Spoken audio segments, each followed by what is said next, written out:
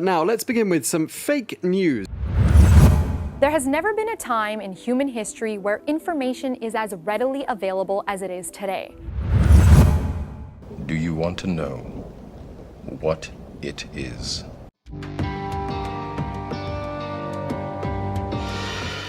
Guys, we have Darren Linvill with us, Associate Professor at Clemson University, Media Forensic Hub. Darren specializing in social media, disinformation and misinformation. And I assume Darren will tell us a little bit about himself. Introduce yourself, Darren, please, to our viewers. As you said, I'm an associate professor here at Clemson. I'm in the Department of Communication. And I'm also lead researcher in Clemson University's Media Forensics Hub. I've been studying social media for close to 15 years now, but specifically exploring disinformation and misinformation and the tactics and strategies of state actors in particular around disinformation for the past 5 years. Political disinformation, political propaganda. What are the strategies that companies utilize, that state actors utilize to disinform people about things? Yeah, sure. It can take a lot of forms, and it really depends on the particular actor and their goals. Not all strategies work for depending on the context. So let me answer that question by sort of juxtaposing two different actors in this space: the Russians and the Chinese. And what we often see from each of these groups. So Russia engages in disinformation in a very artisanal way. They will create accounts from the ground up, starting from 0 followers on a particular social media platform. And they will integrate that account into a particular online community, purporting to be a member of that community. And gain followers slowly over time. And as they do that, they'll try to pull that community slowly in a particular direction. Historically, they've done this in English language conversations here in the United States, famously around the 2016 election. But here at Clemson, we are identifying accounts that we attributed very likely to the Russian Internet Research Agency as recently as 2020, communicating in English.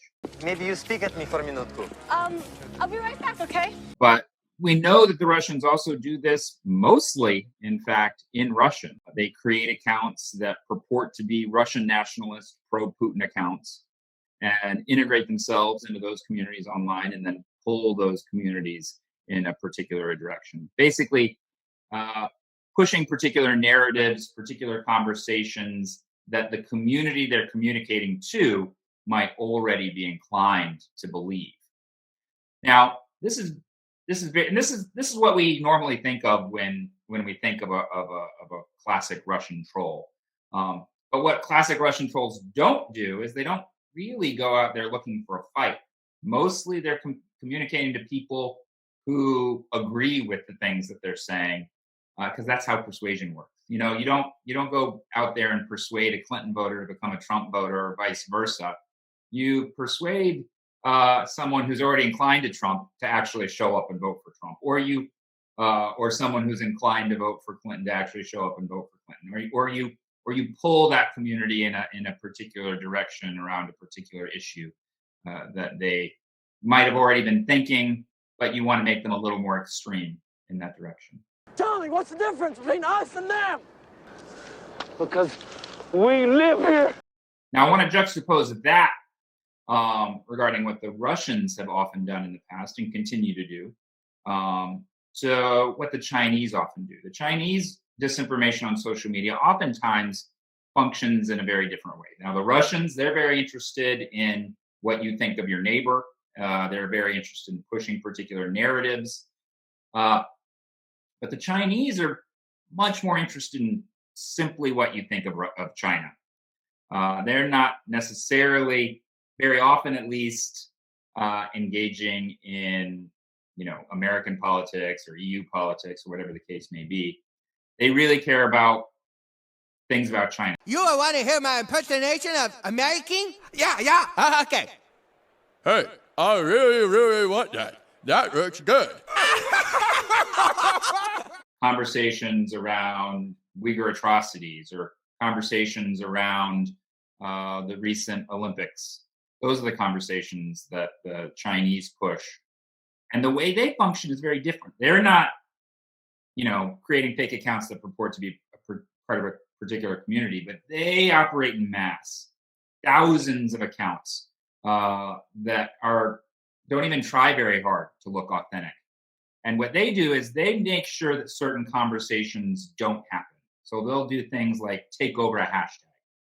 Around the Olympics, for instance, we saw the Chinese accounts using hashtag genocide games on Twitter. Thousands and thousands of these Chinese accounts using this hashtag over and over again. And that might seem counterintuitive. Why would the Chinese want to use this hashtag genocide games? A hashtag that had been used by a lot of people that were critical of China, specifically critical of China in their treatment of the Uyghur Muslim minority in the Xinjiang region of China.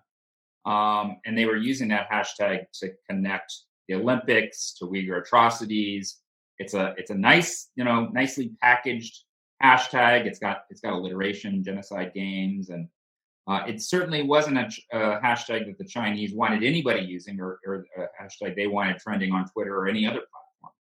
But the reason they used it is they took that hashtag and they attached it to a bunch of unrelated tweets.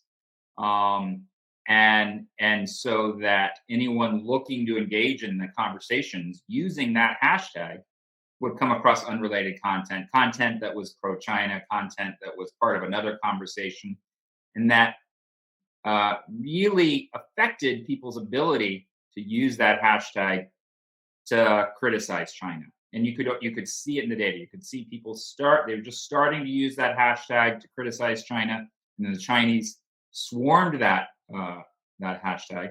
This is a tactic that has been used long before the Chinese by genuine activists as well, taking over, brigading a hashtag like that. But the Chinese did that so that conversation wouldn't happen.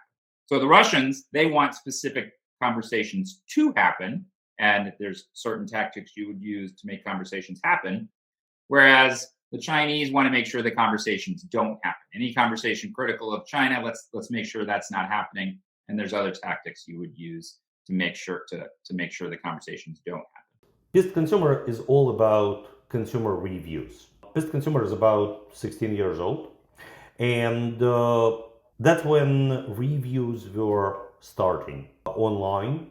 Companies engage in disinformation by buying reviews. You probably have heard about such practice.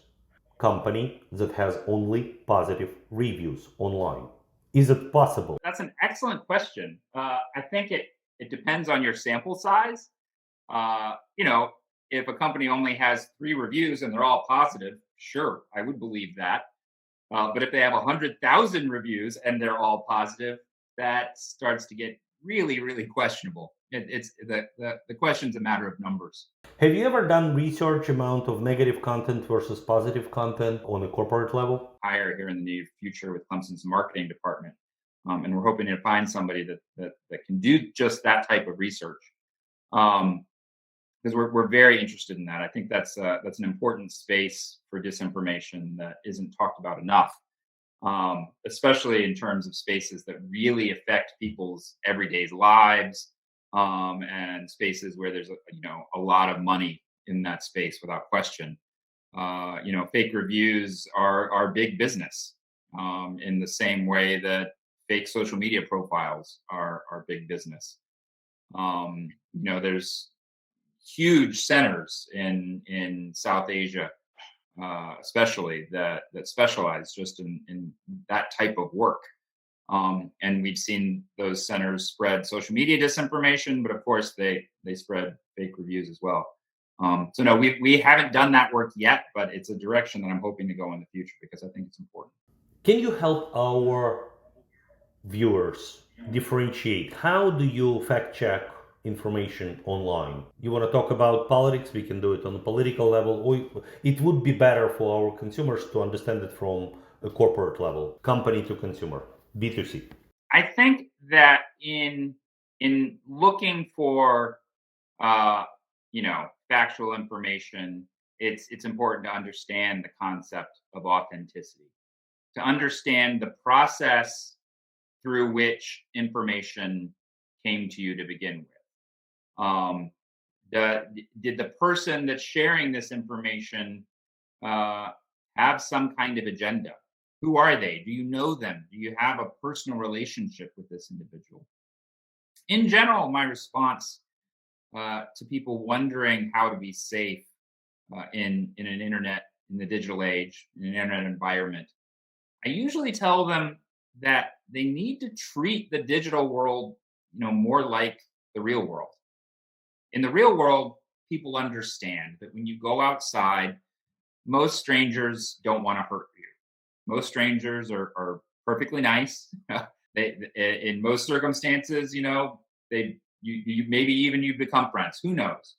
But they still treat strangers like strangers. You don't walk outside and trust every single person you meet. You don't walk outside and hand over all the contact information in your phone to someone you're walking by. You don't invite somebody into your home simply because they're wearing a t-shirt that you like. But in the digital world, for some reason, we do that every single day.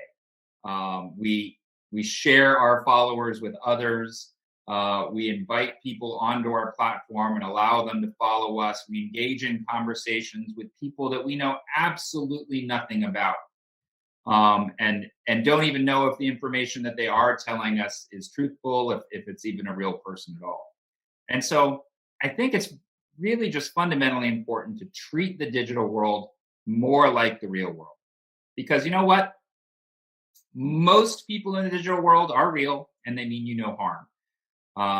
But sometimes they do. Sometimes they're trying to steal your information, steal your money, whatever it may be. They're trying to persuade you of something for some agenda that they may have. They're trying to spread disinformation. And so you have to treat the digital world with just a little bit of skepticism, and understand the space that you're in. I think a lot of younger folks, younger adults, sort of have started to understand that intuitively. But for people that didn't grow up with the internet, it's a hard concept to really get. You receive a piece of information on Twitter, on Facebook. It's kind of hard to start. So on one hand, we are saying, okay, don't share a lot of personal information online with people that you don't know. But then on the other hand, so there is a tweet that flew from nowhere, and you need to fact check it. It's a little bit difficult to go back to that person and start asking them questions because they may not be willing to share it. Right? So how do you learn more about the person when you yourself are not prepared to give out extra information about yourself? So it's kind of difficult. Yeah, I think that it's important to look at that information that they're sharing with you as well. Did it come, when I'm engaging in the digital world, there's certain sources that I know that I trust, and I try to stick to those sources. If I'm getting information from a link that I don't recognize or that I've never heard of, and there's a lot of perfectly reputable sources out there that I've never heard of. I'm not perfect, but I'm still going to go look for that same information elsewhere. You don't believe something just because you heard it once from one source, and you want to go double check that, especially before you share it with others, before you use your own credibility to give credibility to somebody else.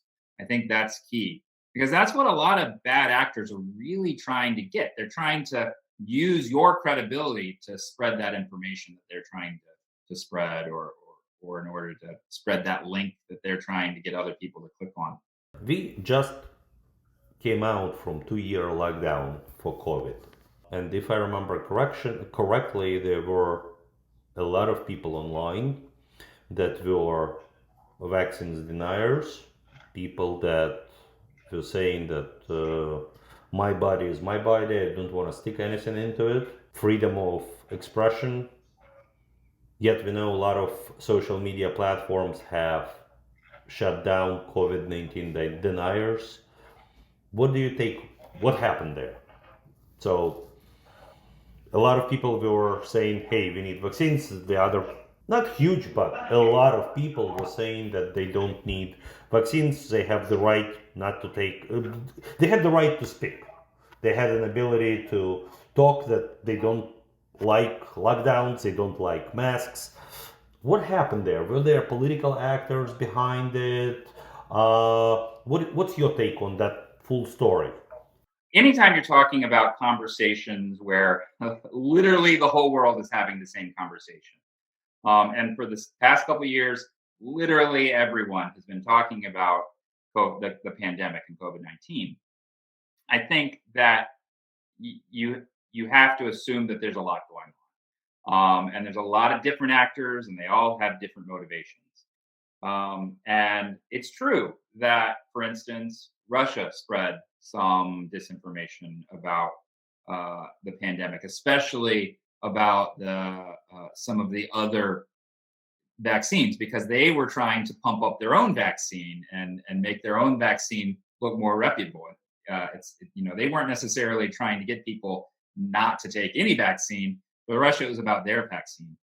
Other actors out there were spreading disinformation in order to make a buck. Take Alex Jones, for instance. He was very famously spreading disinformation about COVID-19 because he was trying to sell products off of his website. He had some, products that he claimed would have an effect on curing the virus, which was all hogwash, but he wanted to make a buck. And there were a lot of other individuals, just like Alex Jones, who were trying to take advantage of various conversations around the pandemic just to make money. There's been shysters in the world since well before the internet. The internet just helps them reach a much wider audience. But honestly, the biggest problem we had with misinformation around COVID-19, and frankly continue to have, is just that there's a lot of people having these conversations and they're scared and they're nervous for any number of reasons. This is especially true early in conversations around COVID-19 when there wasn't a lot of, information we could rely on because it hadn't been vetted yet. We didn't know much about the virus. So people were just making things up or previous false stories would emerge and then be applied to COVID-19. I remember early in the first 2 months of the pandemic, I wanted to see who was the first person that connected 5G to COVID-19. I don't know if you remember, but there were these stories circulating that 5G caused COVID-19. 5G, previously 4G, had been blamed for all sorts of illnesses and disease, from cancer to Ebola at various times. We always distrust new technologies, and it's been true of 5G. And so these stories about 5G causing COVID-19 were emerging, and I went and I looked who was the first person on Twitter that connected the idea of 5G and COVID-19, and I found it was an individual in New Zealand. And all their tweet said was, and 5G causes COVID-19 in 5, 4, 3, 2. It was a joke. They were saying, this is a story that's about to happen. It's hogwash, but somebody's going to say it. And sure enough, the very next day on Twitter, somebody was saying 5G causes COVID-19. And these conversations were happening in Italy. So, the internet's a global place. All these conversations are interconnected. So some of the false stories about COVID-19, you could predict would happen because it's the same sort of thing that's happened in the past, and it's the same sort of thing that will happen in the future. We've always liked to accuse the elite and the powerful being responsible for horrible sins. So, of course, we're going to accuse the elite and the powerful of being responsible for COVID-19. We've always wanted to accuse, countries we don't trust of being responsible for things. So, of course, we're going to accuse China of horrible things related to COVID-19. And it's especially difficult for these stories emerge when there might be an element of truth to it. There is an element of truth to stories about China's responsibility for COVID-19, but then those little nuggets turn into, snowball into something that is disinformation or misinformation.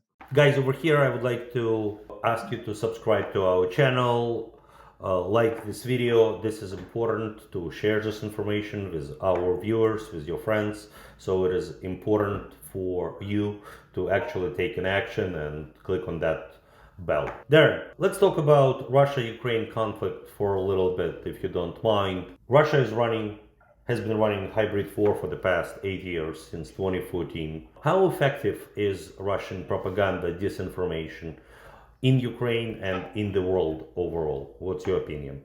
I think that globally there's an assumption that Ukraine is winning the global information war between Ukraine and Russia. And to a large degree, that's probably true. If you're looking at conversations in English or conversations just in the West. But Putin's main audience has always been and continues to be the Russian people. It's the Russian people that allow him to stay in power, and their loyalty and keeping them, in place allows him to maintain his authority, maintain his power. And so it is true that the Russian people have always been his main target of disinformation, and that disinformation has taken all kinds of forms in the past 20 years, including disinformation that comes through traditional media. There's various state media outlets in Russia, but also in new media and social media and various websites.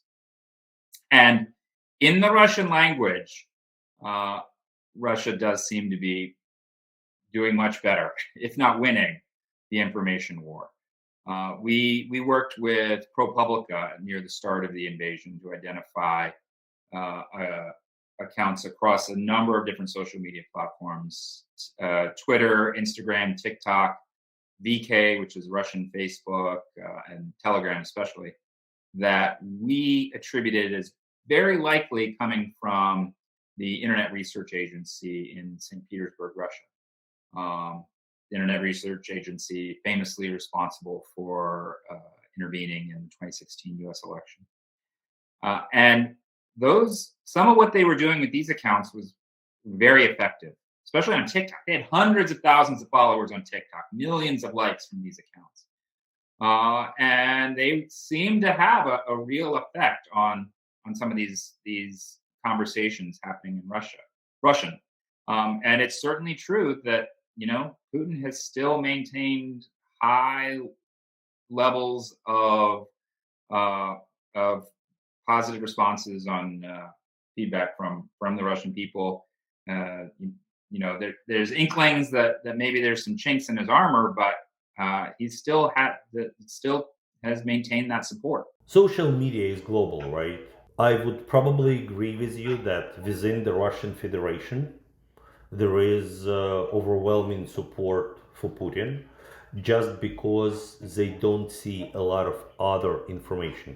They lost access to Instagram, they lost access to Facebook, their access to information on social media has been limited by government. There are other Russian-speaking people around the world.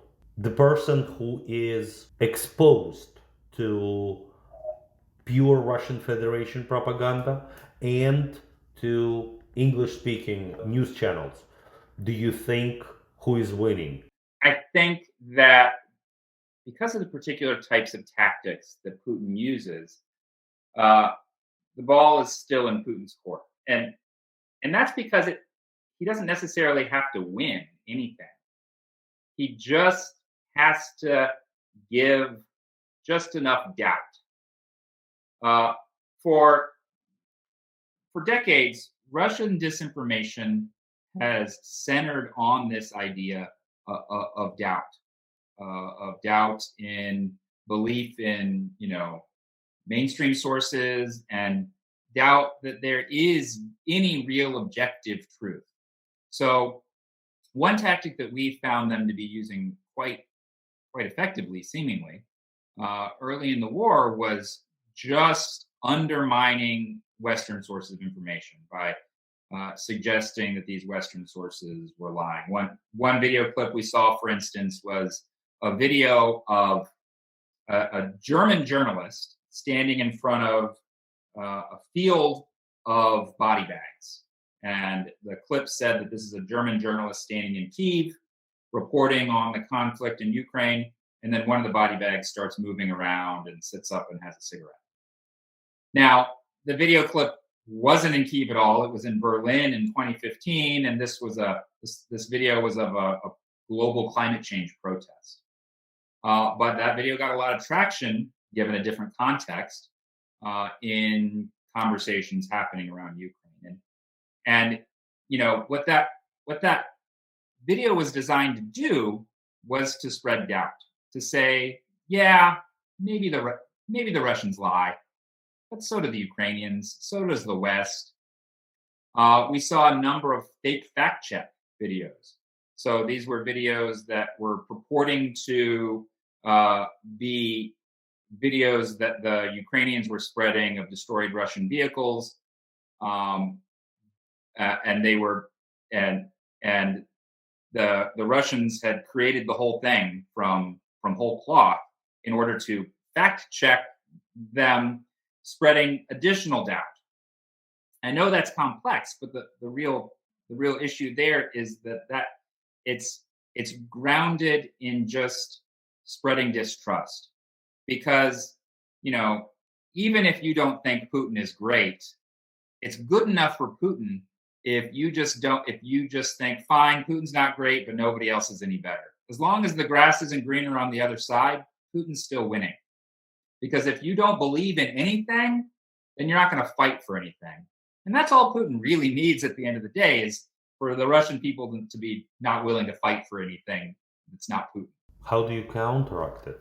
It's very difficult in autocratic countries that maintain control of their information systems. Now, in a lot of these countries, especially Russia, you see slow change happening in the younger generations, especially the younger urban generations that have ways, that have access to Western media, that have access to information that's not Russian state propaganda. So I think that's what's going to change. Is it's going to be a generational shift. It's not something that you can necessarily do overnight, short of invading Russia and instituting regime change, which is probably not currently in our best interest as long as the Russians maintain a nuclear arsenal. And I think the same is true in other countries as well. China maintains incredible control over their information systems in China, but young Chinese still manage to jump the firewall and get information from the outside in small and comparatively small numbers, but it still happens. The same is true in most autocratic countries, Iran as well, especially. Fake news you've ever come across? The craziest fake news I've ever come across. Oh gosh, that's tough. There's just so many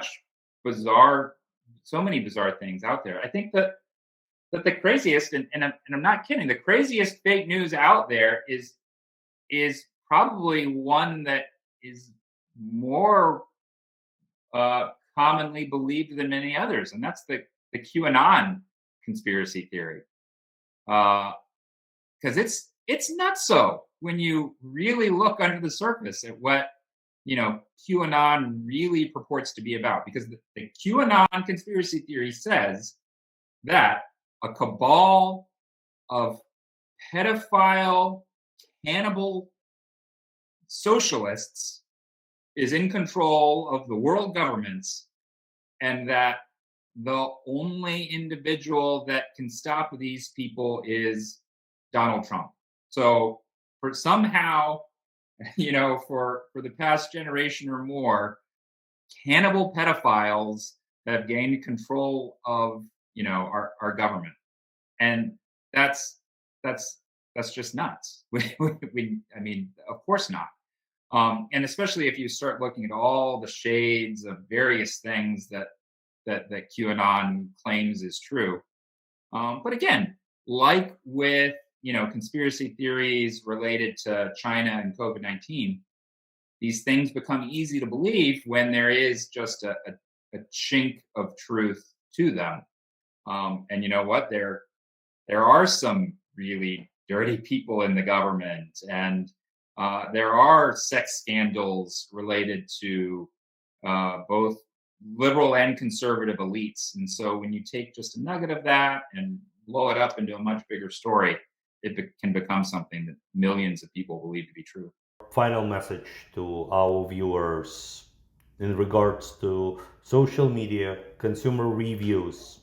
How would you summarize our conversation today? I would say, one, find sources that you trust and go to those sources.